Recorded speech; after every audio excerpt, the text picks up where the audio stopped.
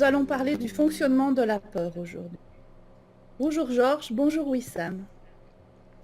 Bonjour Mary et bonjour Wissam. Bonjour Mary, bonjour Georges. Et donc, oui, aujourd'hui c'est la suite de Passeur d'âme 1. Euh, on finit de débroussailler un peu le terrain et on va s'approcher de données plus spécifiques, plus précises à travailler pour évoluer non pas seulement dans Passeur d'âme, mais aussi dans la vie en général. Mais alors, est-ce que tout le monde peut être passeur d'âme et comment pourront-on savoir que ça fait partie de notre chemin de vie? Donc, on disait que dans le principe, tout le monde a le potentiel d'être passeur d'âme, vu que ça ne demande, je dirais, entre guillemets, que des qualités humaines. Mais ceux qui vont vraiment le plus évoluer là-dedans, en principe, parce qu'il y a toujours des cas particuliers, ce sont des gens qui depuis toujours ont l'intérêt pour le paranormal ou pour les décédés, enfin l'autre monde. Et souvent, ces gens, en plus de ça, rencontrent tout au long de leur vie, souvent, par période ou d'une manière un peu continue, sont en contact avec des événements paranormaux qui viennent à eux sans qu'ils ne l'aient demandé. Tu Et vois? quoi, sont-ils alors contactés? C'est quoi le révélateur d'un tel chemin? En réalité, ce n'est pas conseillé d'aller explorer le monde paranormal sans y être invité. En fait, quelqu'un qui est, on va dire, invité par le paranormal, c'est principalement des gens qui, contre leur volonté, donc ils n'ont pas invoqué, contre leur volonté ou sans le vouloir, ont vécu des, beaucoup ou pas mal d'événements paranormaux dans leur vie. Et c'est en quelque sorte le paranormal qui vient s'imposer dans leur vie et pas le contraire. En fait, c'est une sorte d'invitation. De quoi dépend le temps de leur errance?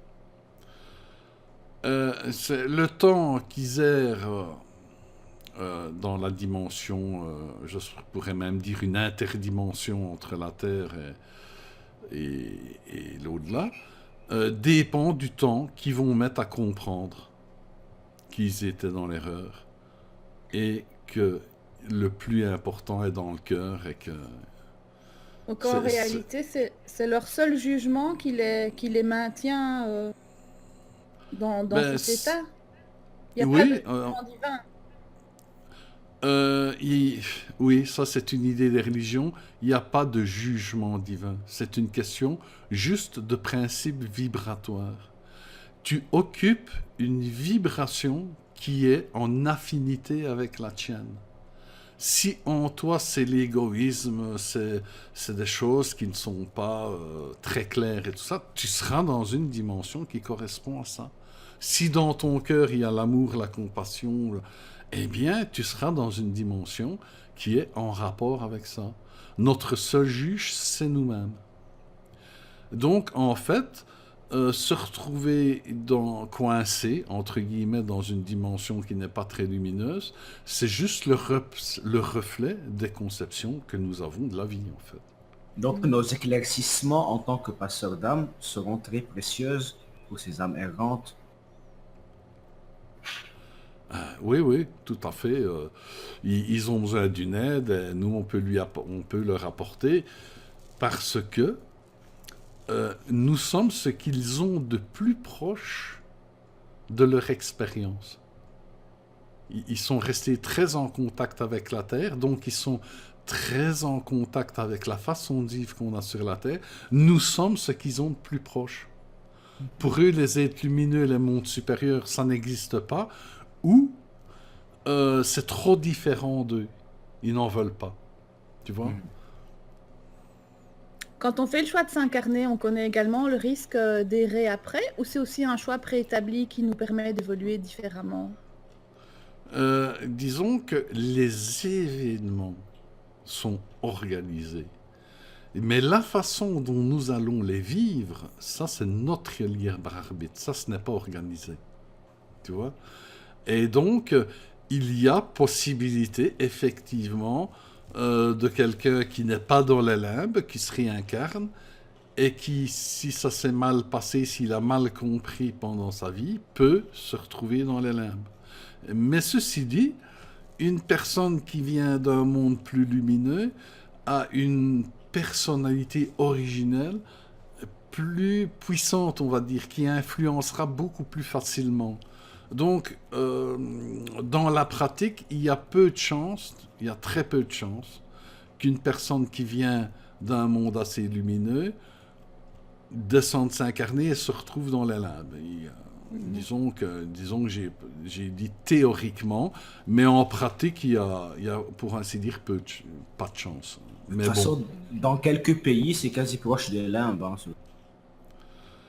Eh bien oui, les limbes sont extrêmement proches des pires endroits qu'il y a sur Terre, tout à fait. Tout à fait. Est-ce qu'il y a parfois aussi des phénomènes dits surnaturels qui pourraient être éventuellement liés à la géobiologie ou élémentaux?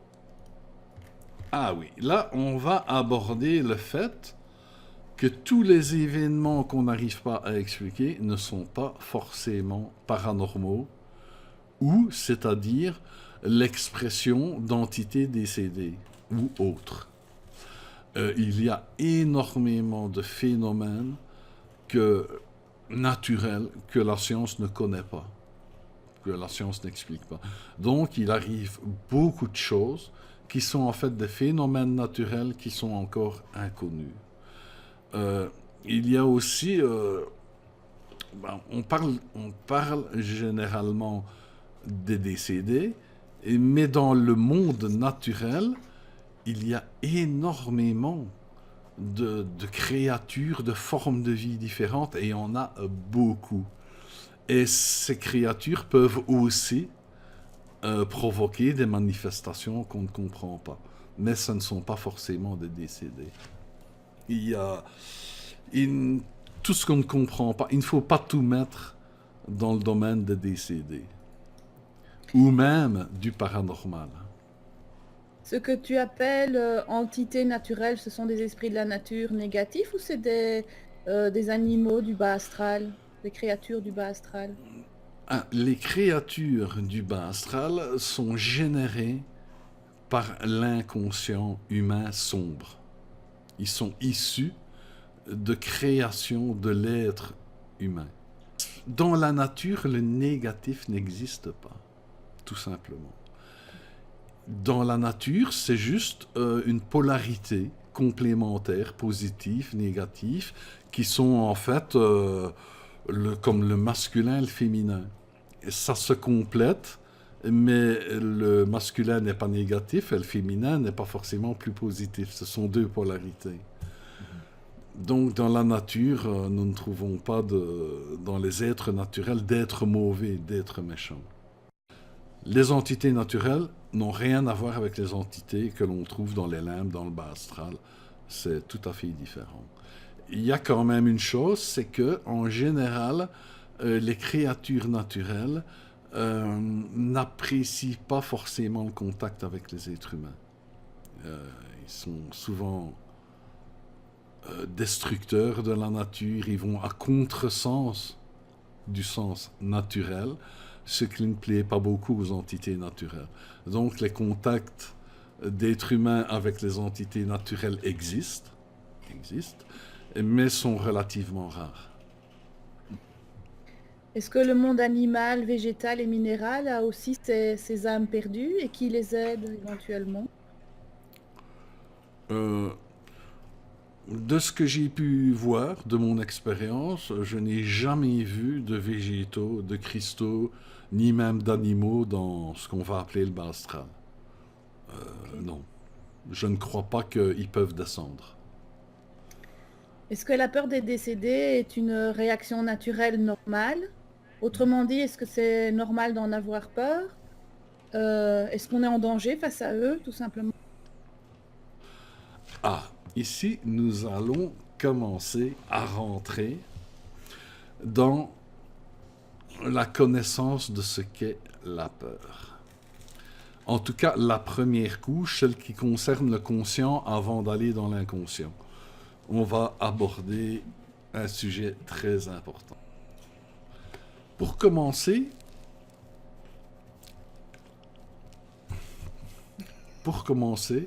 nous ne sommes pas en danger.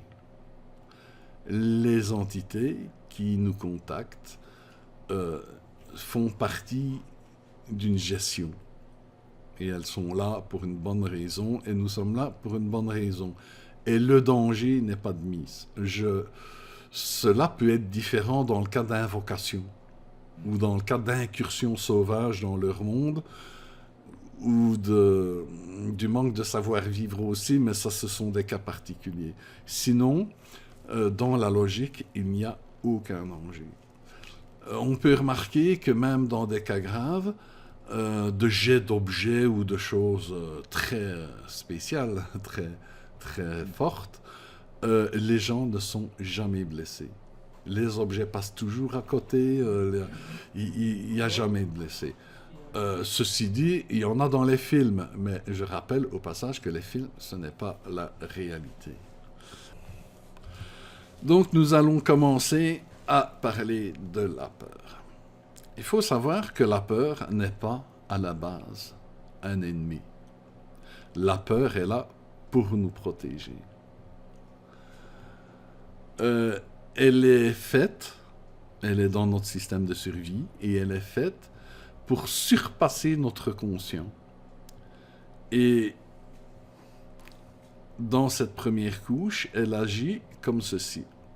Elle vient prendre les commandes, soit devant l'inconnu, comme on ne sait pas, autant être prudent, soit elle réagit à des déclencheurs qu'on lui a programmés. C'est ce qu'on appelle les idées reçues, les idées préconçues et les croyances. Ce sont des fausses informations qui font réagir organiquement la peur, qui prend le dessus sur le conscient. Alors, non, la peur ne cache pas le cœur, c'est tout simplement que les deux sont d'un monde très différent, et il ne peut y avoir les deux en même temps. Soit tu es dans le monde de la réaction physique programmée, soit tu es dans le monde du cœur, du spirituel. Tu ne peux pas être dans les deux en même temps. Il y en a un qui va prédominer et l'autre sortir. La question est toujours comment on peut combattre la peur. Et la grande nouvelle, c'est qu'on ne peut pas combattre la peur. Je vais donner un exemple. Vous êtes au-dessus d'un gratte-ciel. Et juste en face de vous, il y a un autre gratte-ciel, le toit d'un autre gratte-ciel. Et entre les deux, il y a une planche d'une 30aine de centimètres de large qui relie les deux. Vous allez regarder en bas, vous allez dire « c'est haut, si je tombe, je meurs, c'est ci, c'est là. » Mais vous avez peur. Vous avez peur d'une manière légitime. C'est dangereux. Vous allez lutter contre votre peur et vous allez arriver à avancer sur la planche, mais votre corps veut faire le contraire. Et donc, ça veut dire que vous allez faire des mouvements incohérents, vous n'aurez pas d'équilibre, vous allez tomber. Oui, on est en incohérence. Voilà. Il y a ton esprit qui essaye de forcer dans un sens et ton système de survie qui force dans l'autre. Dangereux, voilà. Non? C'est très dangereux. Ça annule, en fait. L'un annule l'autre et c'est le chaos. Mais si vous regardez la planche et que vous considérez les choses tout à fait autrement, tu regardes la planche et tu te dis, cette planche fait 30 cm de large. C'est comme les pavés qu'il y a sur le sol. Tu es capable de marcher sur une ligne de pavé de 30 cm sans t'en écarter. Et alors, ta conception de l'ensemble change.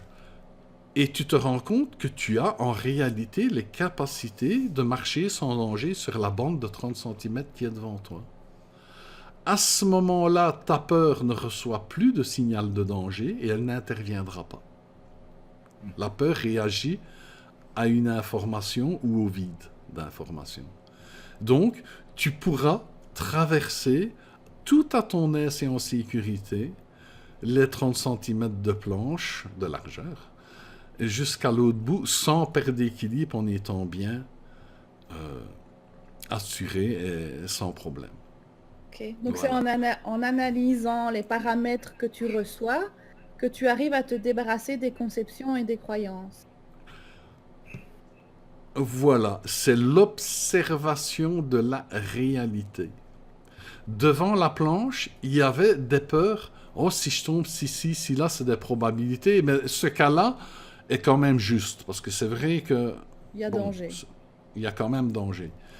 Mais euh, tu ne peux pas contrer ta peur, mais tu peux enlever les éléments qui vont faire agir ta peur, qui vont déclencher la peur.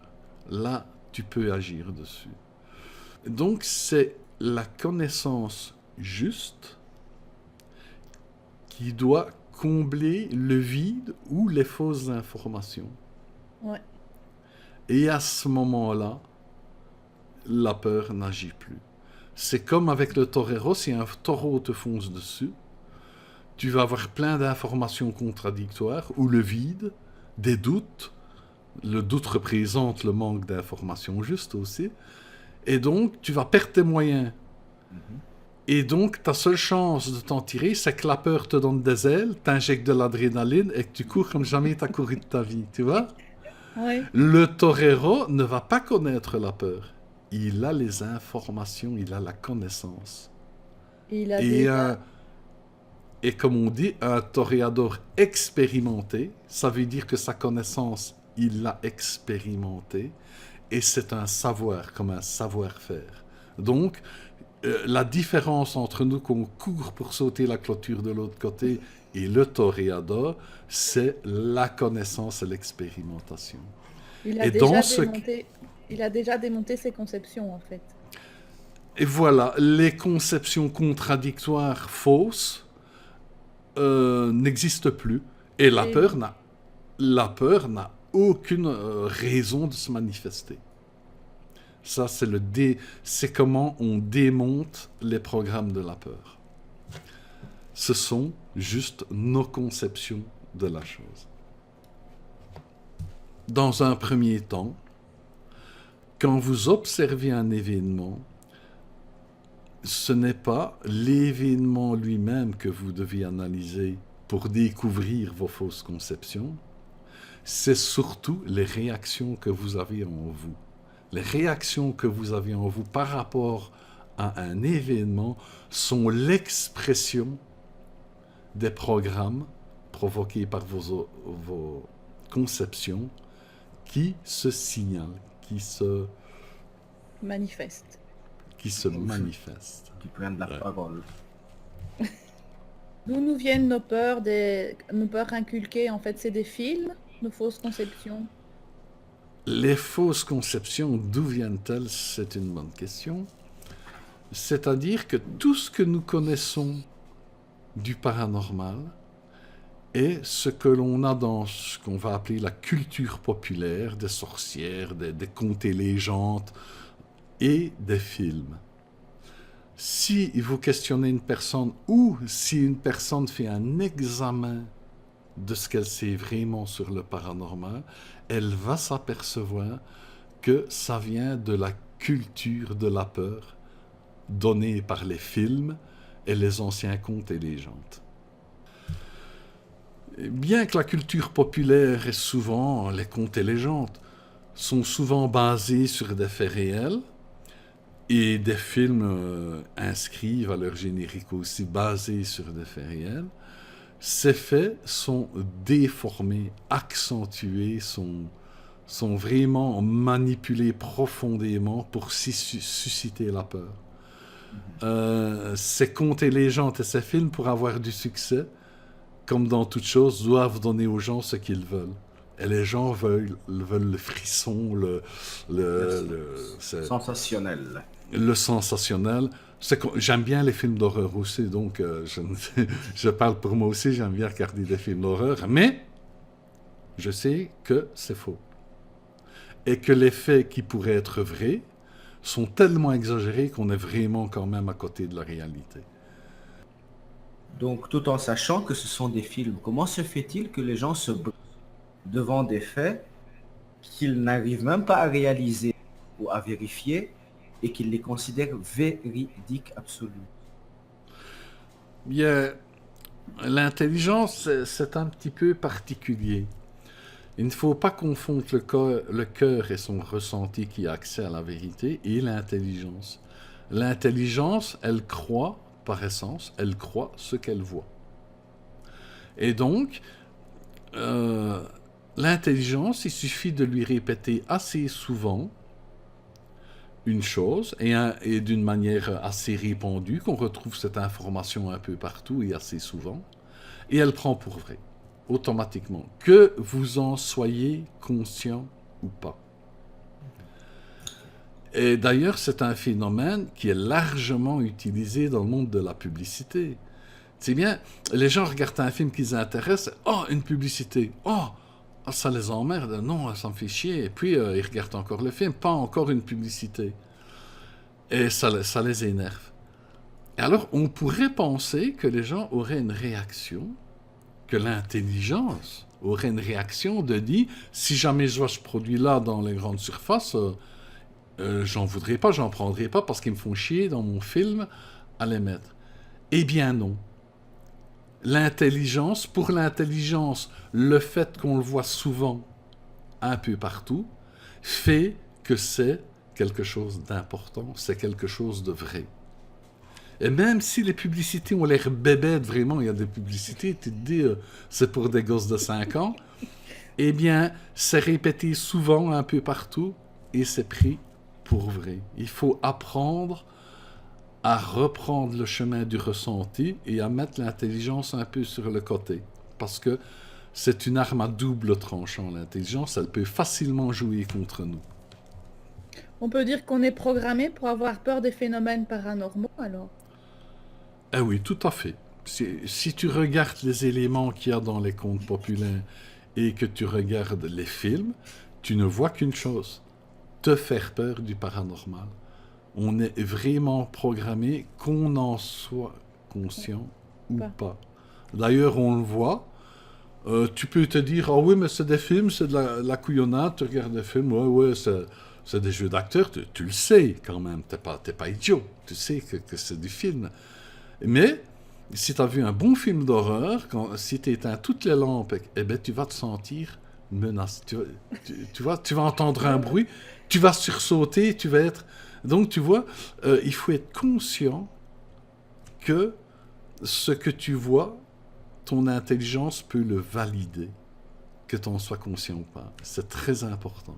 Et comme tu dis, on est programmé pour avoir peur du paranormal. Donc, pour ne pas subir ces programmations, il suffit en pleine conscience de refuser ces suggestions. C'est-à-dire, c'est comme pour le vide et les fausses conceptions, il faut les remplacer par la connaissance juste. Tu vois? Il faut que pendant que tu regardes ton film, il y a un truc tout simple.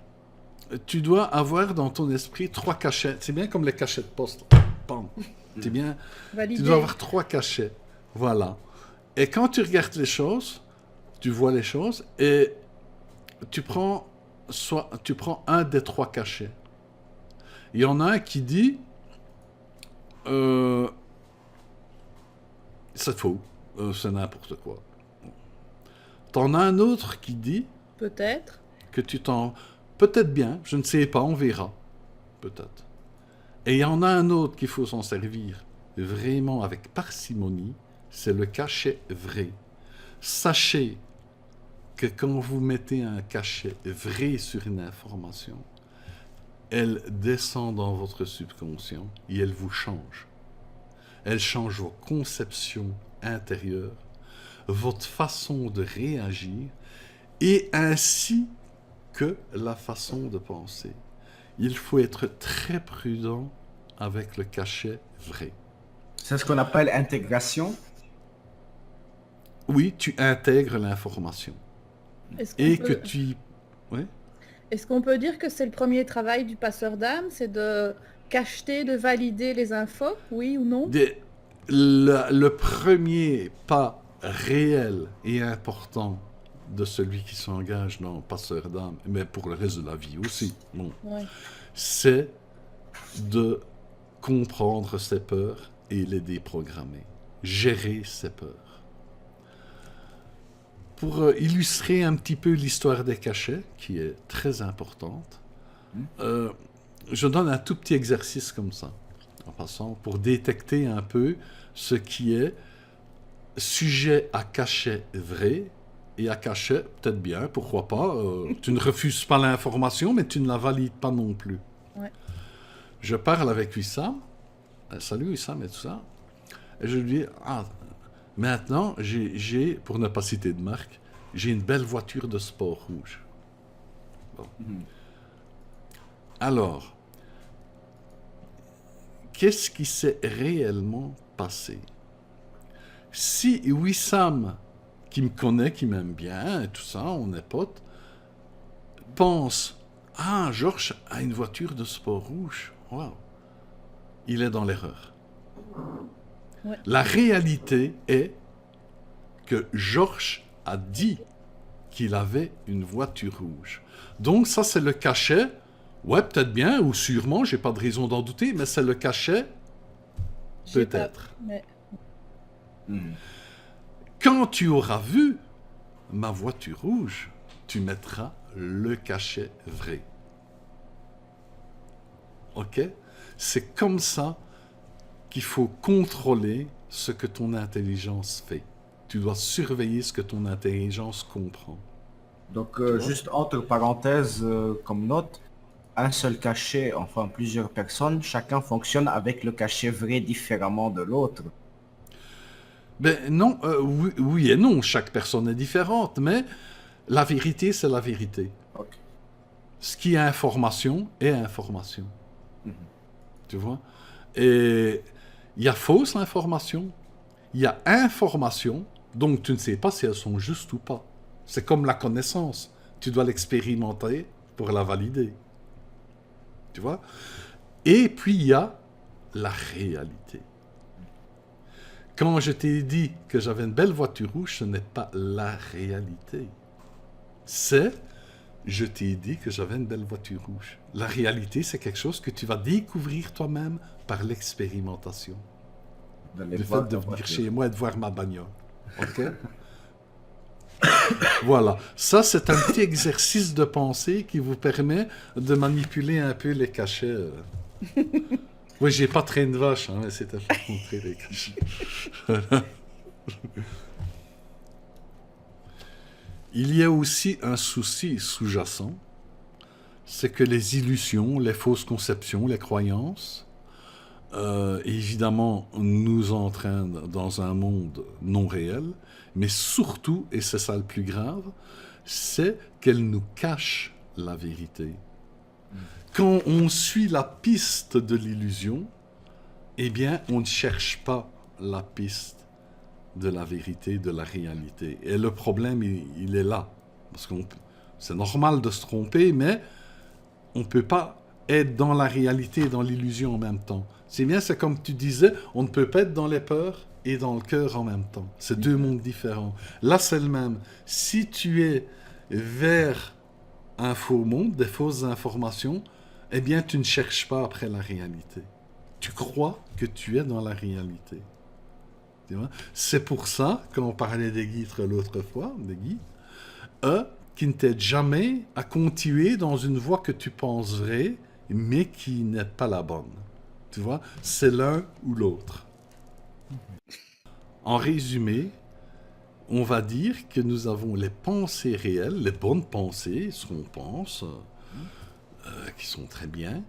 Nous avons le cœur, la réelle énergie du cœur, qui est différente d'une bonne pensée. Ça n'a rien à voir. Et entre les deux se trouvent les peurs et ces fausses conceptions. Et c'est ça que nous avons commencé à travailler. Oui, mais alors, les entités négatives dont on parle, elles sont appelées négatives pour une bonne raison valable. Elles font peur ou pas au final? Euh, il est vrai que les entités négatives existent. C'est un fait.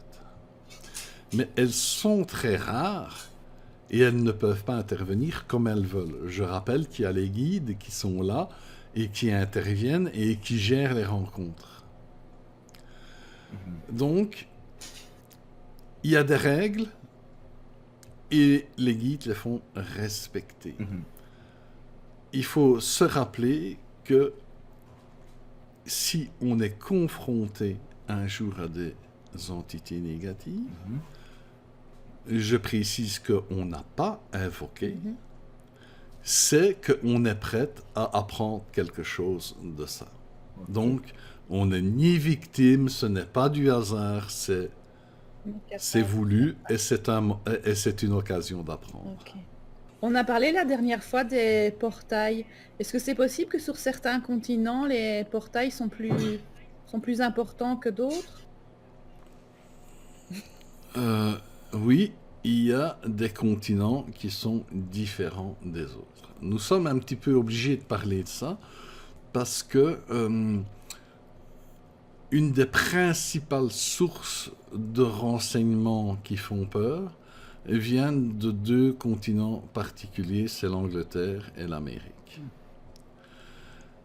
Et il faut savoir que, comme quand nous avons parlé des portails, l'énergie d'un lieu peut devenir un portail pour des vibrations inférieures. Alors ici, je ne vais pas m'étendre dans les détails. Chacun peut faire des recherches. Par exemple, l'Angleterre a été une source de souffrance tout à fait inimaginable. Ce sont pour des causes que je ne vais pas m'étendre, mais celui qui veut faire des recherches sérieuses sera très étonné de ce qu'il va découvrir, notamment sur l'esclavage. Alors, l'Amérique, je ne vais pas m'étendre non plus, hein, les Indiens, l'esclavage, les criminels, enfin bon. Pour en arriver au fait que les souffrances qui se sont passées dans ces pays ont généré des surfaces d'une intensité de vibration négative extrêmement importante. Et l'Angleterre, comme l'Amérique, ont beaucoup de manifestations démoniaques ou d'entités vraiment furieuses remplies de haine pour ce qu'on leur a fait. De plus, comme si c'était passé, étrangement, les noblesses, entre guillemets, les élites de ces deux continents ont une propension, une attirance vraiment étonnante pour former des sectes qui sont, autant dire toutes, pour invoquer Satan, les entités négatives, les démons, et tout ce que tu veux, ceux qui n'arrangent pas les choses et qui créent vraiment des endroits qui sont réellement des portails très ouverts. Donc, les informations qui nous arrivent, si elles sont vraies, parce que le fait que maintenant c'est connu, hein, bon, mais les informations vraies qui nous arrivent ne nous concernent pas vraiment. Elles ne concernent que ces continents particuliers. Ici, on a la chance d'être en terre celtique, dans le centre de l'Europe, et je ne dis pas qu'il n'y a pas eu des événements graves, je ne dis pas qu'il n'y a pas eu des guerres, je ne dis pas qu'il n'y a pas eu tout ça, mais la proportion est insignifiante par rapport à ces pays étrangers, quoiqu'il y a d'autres pays, je n'ai parlé que des sources principales d'informations qu'on reçoit. Hein. Et ici, les manifestations d'entités haineuses et furieuses et démoniaques sont extrêmement rares, mais vraiment très rares. La Terre était moins marquée, en fait. Il y a beaucoup moins de portails ici, beaucoup moins. Il y a moins de La Terre, mémoire. comme tu dis, ouais, il y a moins de mémoire, c'est beaucoup moins marqué. Donc, Georges, pour récapituler, qu'est-ce qui fait alors donc la basse vibration? Est-ce le nombre des morts, le nombre de souffrances, le nombre des guerres ou autre? Une mort ne génère pas forcément de l'énergie négative. Imaginons que vous avez un petit rassemblement de quelques personnes, quelque part, là, et il y a un obus qui leur tombe en plein dessus. Ils sont morts instantanément. Donc, ce sont des morts instantanées que les gens n'ont rien vu venir. Eh bien, ça ne dégage pas forcément de l'énergie négative. Tu comprends? Ce qui dégage vraiment l'énergie négative, c'est la souffrance. Et c'est la colère d'être envers les bourreaux qui vous font souffrir. C'est la souffrance et les réactions que provoque la souffrance qui fait vraiment l'énergie négative. Donc, dans nos temps, on aura beaucoup d'énergie négative avec ce qui se passe dans notre monde. Ah, et oui, il y a plus de souffrance que de mort, c'est évident. Oui. Une mort violente n'entraîne pas forcément un portail négatif, alors? Non. Non, pas forcément. Contrairement à l'idée reçue. Est-ce que tout ça est lié aussi au karma? Ah, oui. On va reprendre le cas des pays qui sont les grands fournisseurs d'histoires démoniaques et de trucs furieux en tout genre. Il faut savoir que il y a, comme tu dis, la ligne du karma qui permet d'évoluer et qui permet de réparer les erreurs quand on en a pris conscience. Et donc, souvent, je ne dis pas toujours, mais souvent, quand vous entendez parler d'un endroit où des maisons abritent des entités terribles et torturent littéralement ceux qui viennent y vivre, eh bien, c'est pas forcément un hasard. Il est très probable, il est logique que des gens viennent se mettent à disposition de leurs anciennes victimes. D'ailleurs, vous entendrez très souvent, dans les témoignages qui sont potentiellement vrais, de personnes qui vivent dans ces maisons terriblement hantées, elles expriment presque toujours le fait qu'il leur fallait absolument cette maison-là. Et quand ils y sont, il est quasiment hors de question qu'elle s'en aille, malgré tout ce qui s'y passe. Là, on retrouve la marque des événements programmés et que les gens n'ont pas le choix. Ils doivent subir. Est-ce qu'on peut parler d'un karma de continent et pas d'un karma personnel dans ce cas-ci? Oui, mais je pense que c'est surtout personnel. Parce que ça cible certaines personnes. D'ailleurs, même dans une famille qui occupe un lieu avec une entité démoniaque, c'est pas toujours tout le monde n'est pas touché dans la même proportion. Il y a une personne souvent qui est ciblée en priorité et ce sont des règlements de compte en fait. Et il est possible qu'une personne qui n'ait rien à voir avec la ligne du karma qui est en train de s'exprimer, mais c'est parce qu'elle a quelque chose à y apprendre. Et ou il s'agit d'une personne qui va développer des qualités de cœur en elle et qui va pouvoir mettre le point final à la situation. Il arrive aussi que des entités très négatives s'en prennent à une personne qui n'est pas concerné encore par la ligne karmique, mais c'est souvent une personne qui a été contactée qui va proposer son aide, qui va pouvoir venir aider, et donc les entités négatives vont toujours faire leur possible pour empêcher la personne de venir. C'est très fréquent que quand on se rend sur un lieu où on va essayer d'arranger quelque chose, que les voitures tombent en panne, il se passe plein de choses, mais c'est quand les entités veulent empêcher, mais ce ne sont pas à proprement parler des agressions. C'est comme une défense logique, mais Nous ne sommes c'est pas pas en très... Non, tu n'es pas vraiment ciblé. Ce sont des menaces, si tu veux, mais... ou essayer de te décourager. C'est le pas pire bien qu'ils grave. peuvent faire en fait.